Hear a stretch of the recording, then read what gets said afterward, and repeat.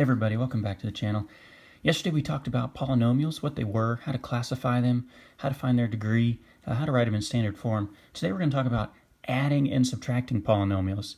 Not too much more complicated. If you thought yesterday's content was alright, today should hopefully be a good one for you. One of the most important things you need to know in adding polynomials and subtracting polynomials is what are like terms, because whenever you add and subtract polynomials, you can only add and subtract the like terms. One of the things that I've seen, this isn't on my board yet, I'm just going to make some up. A couple years ago I would get questions like this in books, and it would ask kids which of these terms, right, they're just making up some random terms here, they would ask the kids which ones are combinable, right? And you would get all sorts of answers. You get a big list here. I don't know, I'm just going to make some stuff up. 10x to the fourth. Okay, and so you might get this list of 5 different terms, and it would ask the students to circle or tell me which ones are the like terms, right? And so not everyone is always very good at this. And so if you're looking at this list of 5, you're like, man, I don't really know. How do I tell what I can, quote unquote, combine? What is like terms? In the past, I'll have some students that say, oh, well, I think you can combine the first 2 because they both have a 3 on them. And that makes sense to me, right? And then while that does make sense, is that the right answer? Unfortunately, it's not. I've had other students say, oh, okay, well, I think that was wrong. I think it was better if you combine these 3 because they all have y's on them. And then you can do all the y's together. And then, oh, wait, maybe you can do the 2 x's together. Can you just do all the x's in one group and all the y's in one group? And unfortunately, that's not correct either. And so we're not just looking at the coefficient, right? We're not looking for, hey, this one has a 3 and this one has a 3. That's not what we're looking for. We are wanting to look at the variables. The fact that these 3 all have y's was important, but it wasn't quite honed in enough on what we need. The fact that these 2 have x's is important, but it's not exactly what we're looking for. What you really need to make sure you're aware of is not only do they have to have the same variable, but they also have to have the same exponent, right? It has to be the same variable raised to the same power. So in this list, there's only 2 things, 2 of these terms that you could combine. The only 2 you could combine would be this one, because it's y squared, and this one because it's also y squared, right? That is what makes something a quote-unquote like term, something that you can combine. You can add these, you can subtract these. All this other stuff, this is x squared and this is x to the 4th. So these are not combinable. You could not add those. You could not subtract those. This one is y to the 4th, and so it can't go with a y squared. The only things in this list that you could add or subtract, the only terms, would be this one and this one because they're both y squared, y to the 2nd power. So that's a very, very important prerequisite skill. If you don't have that skill, that's going to make these questions pretty tough. So if that didn't make sense, try to rewind the video. Maybe I explained it all right. You can watch it over again. If that didn't make sense and you do try to watch it again, I apologize. Maybe you can find something else out there that'll help you a little bit better. So, all right, without any further delay here, how do we add them, right? So they're going to put them in parentheses to just try to group them into 2 separate problems or 2 separate quantities here. We're going to try to add these. There's 2 different methods. You can see this is the same exact problem. I've written it 2 different ways. One thing I always stress with my students is I really don't care how you get the answer. If there's multiple ways to solve the problem, all I care is you find the way that works for you and works for your brain, and that's the method you go with. So I'm going to show you 2 methods, and then you can decide which one you like and which one you're comfortable with, and you can pick that method and do it every single time. At least for my students, that's all I care about. Find a method that works for you and then go with it. One of the methods is kind of a horizontal method. For example, in this first problem, they don't have them in standard form in both parentheses. Now this is in standard form, right? 2nd power, 1st power, 0 degree. This one is 0 degree, 2nd degree, 1st degree. So it's not in the same order, but that's okay. What you can do is you can say, okay, where are my like terms, right? In this parentheses, this is x squared and this is x squared. And so what some kids will want to do is they'll want to kind of group those, plus sign in the middle here, so I'm going to put plus, and then minus. Remember that symbol in front of it is part of it, minus or negative 5x squared. And so I've got the 2x squareds in one parentheses, and then they might go, okay, do I have an x to the 1st power? Right? You see how I'm going from highest degree down to lowest degree? So here's like x to the first, and this one is x to the first. And so you could say, all right, I'm going to put that in another parentheses, 4x, and then plus sign, because you've always got that plus in the middle, and then 8x. And so we've got our x squareds grouped together in our purple parentheses. We've got our plain old x's, our x to the first power, grouped together in our second parentheses. And then we have a couple that are degree 0, right? You've got -6. I'm always going to put plus here since this is an adding question. -6, and then this is just a regular number 10. And those are being added as well. So this is kind of one strategy. It's called the horizontal method, where you group in each parentheses the terms that are like terms. I have both squared terms in this parentheses. My green is for the first power, x to the first, and then my orange parentheses is dedicated to the degree 0, just the constants, right, the plain old numbers. And then you can just solve each one. And if you're pretty decent at pre-algebra skills here, you should be able to do 2x squared plus -5x squared. 2 plus -5 is, oh boy, making me think here, right? -3 x squared. Notice when I add here, the only thing that's changing is the coefficient, right? 2 plus -5. That's the only thing I did. The squared stays squared. You don't mess with the exponents whenever you're adding and subtracting. Do not touch the exponents, right? Here in the middle, 4 plus 8x. That one's a little bit easier for me. 4 plus 8 is 12. Notice the x stays as an x. And then in my final parentheses, -6 plus 10. That sounds like 4. And this is already in standard form, right? I'm going from highest degree down to lowest degree, and there's my official answer. Okay? So that is called the horizontal method. If you want to do it on every single question and that makes sense to you, go ahead, go for it. It's going to work every single time. There is an alternate strategy called the vertical method. I will show this one to you, and then you can decide which one is the best for you. In the vertical method, you're going to write it more like a traditional math question that you did like in elementary school, something like this, you know, where you add it up and get the answer. That's kind of the method behind, ooh, that's going to smear a little bit, sorry. The vertical method, to try to replicate that, something that kids are familiar with.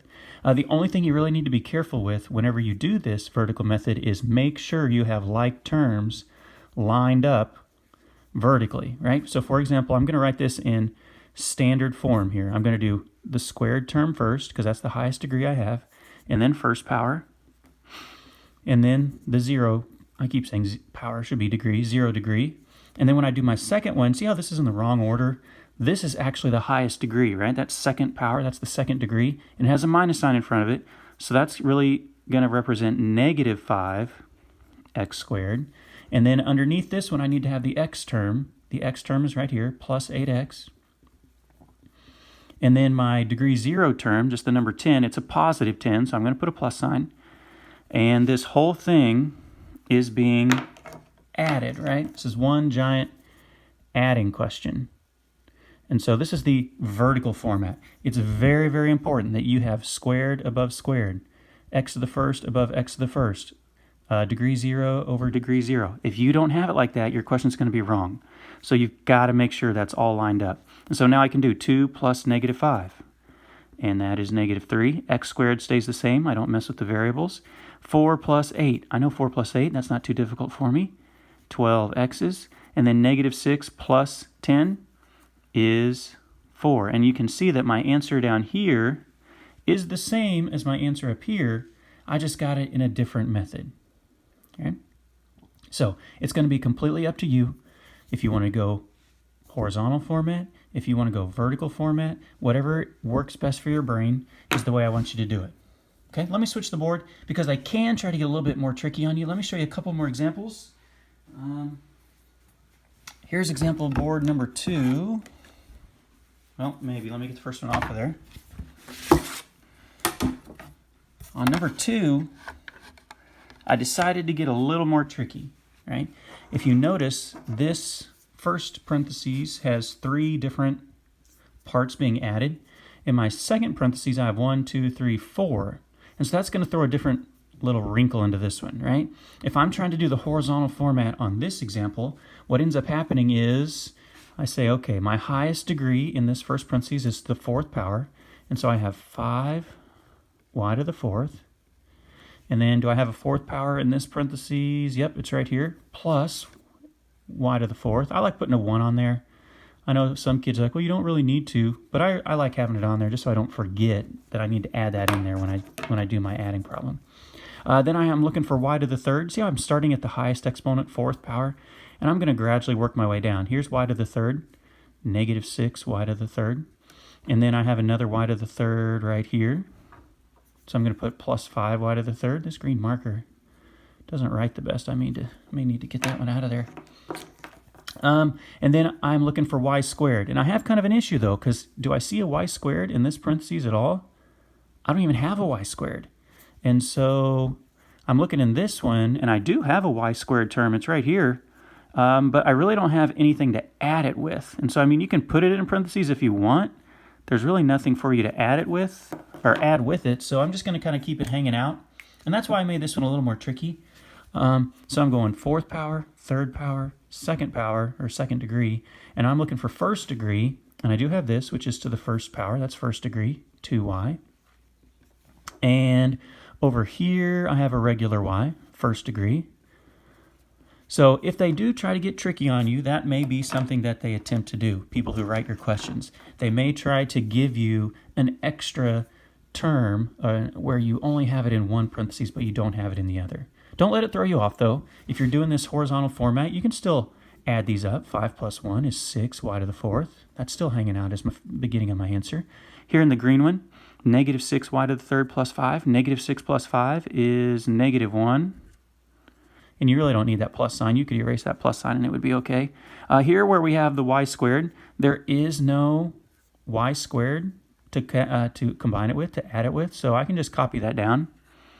And once again, you don't even need that plus sign. You could just put minus 8y squared. That's honestly what most people would do. But I don't have it like that on this one. And then here, 2y plus 3y is 5y.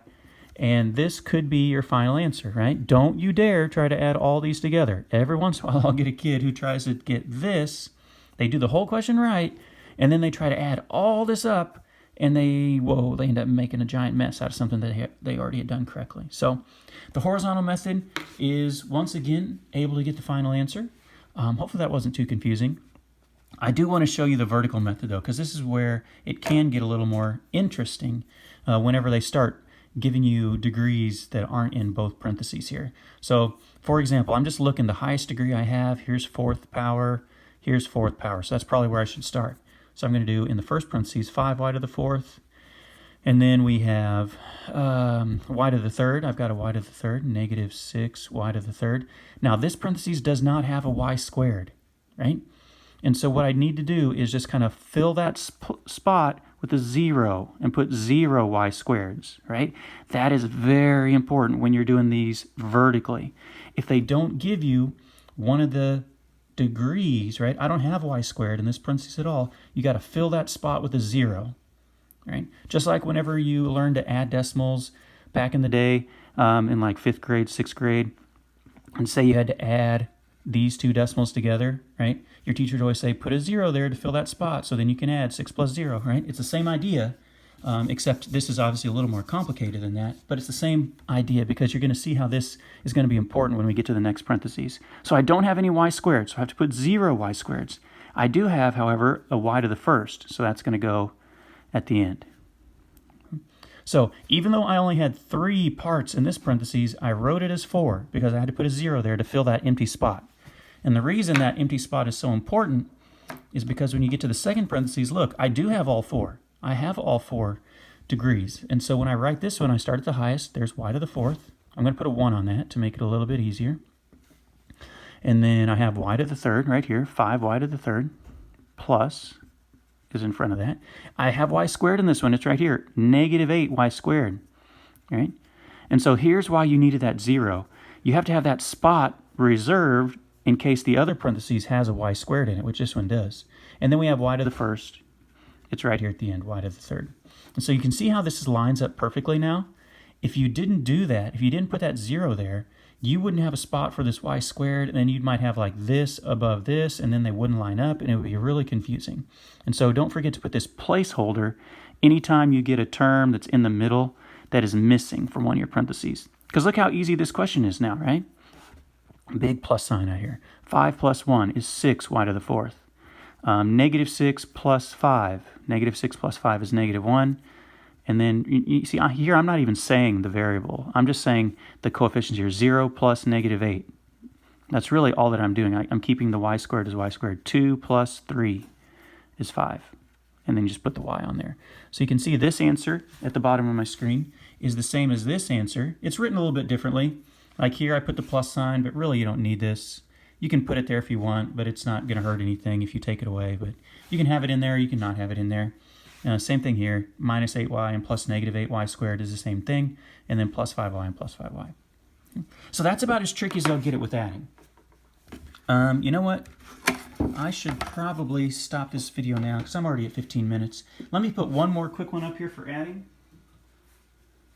Here's some adding examples.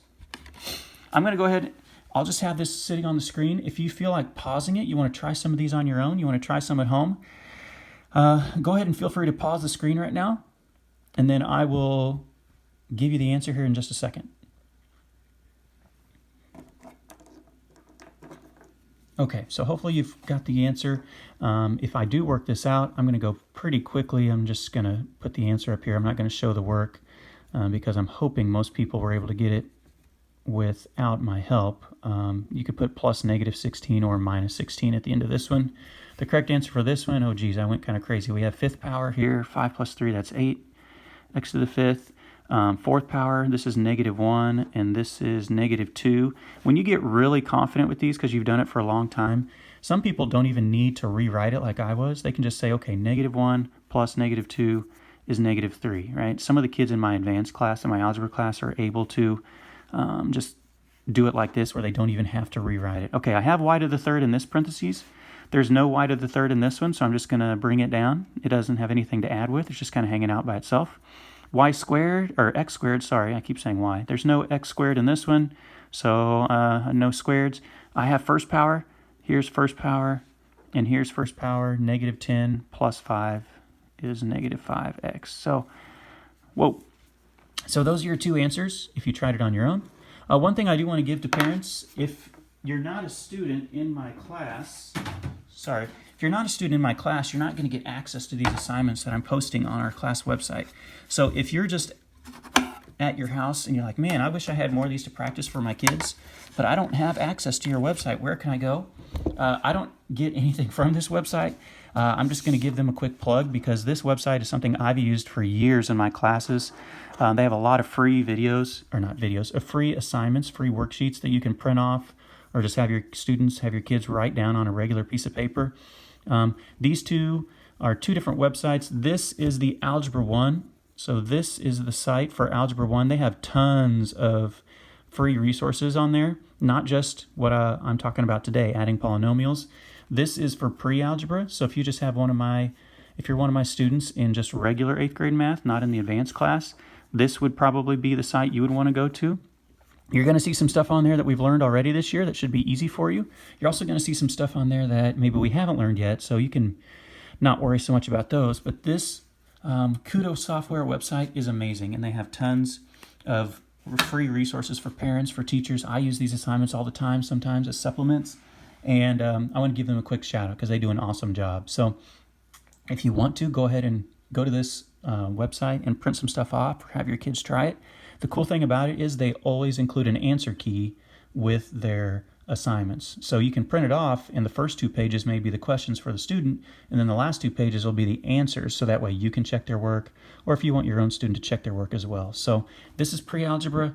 This is Algebra 1. They also have like an Algebra 2 and a Geometry one, but obviously most of my students won't be enrolled in those classes. So thank you so much for watching this video. It's about 20 minutes. I apologize for the length. I'm going to stop this one right here, and then I want to post another quick one about subtracting, and I will post both videos today. Thanks for watching, and I'll catch you in the next one.